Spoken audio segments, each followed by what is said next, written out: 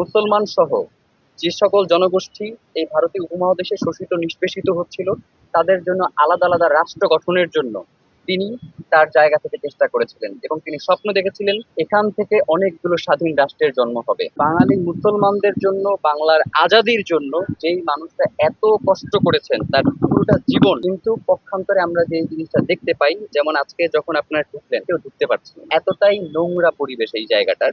অধিকাংশ মানুষ জানে না যে শেরে বাংলায় জন্ম স্থানটা কোথায়। এইটা কি শুধুমাত্র যারা জানে না তাদের ব্যর্থতা, নাকি রাষ্ট্র আমাদের বাংলার যারা ভূমিপুত্র রয়েছে তাদেরকে আড়াল করে রাখবার একটা প্রচেষ্টা তারা সবসময় কলকাতার প্রেসক্রিপশনের মধ্য দিয়ে করে আসছে? গণ অভ্যুত্থানের পরে আমরা সর্বপ্রথম নবাব সলিমুল্লাহ বা শেরে বাংলাকে ফজলুল হক, সোহরাওয়ার্দী, এদের কাছাকাছি আমাদের এই প্রজন্ম আসবার একটা চেষ্টা করছে।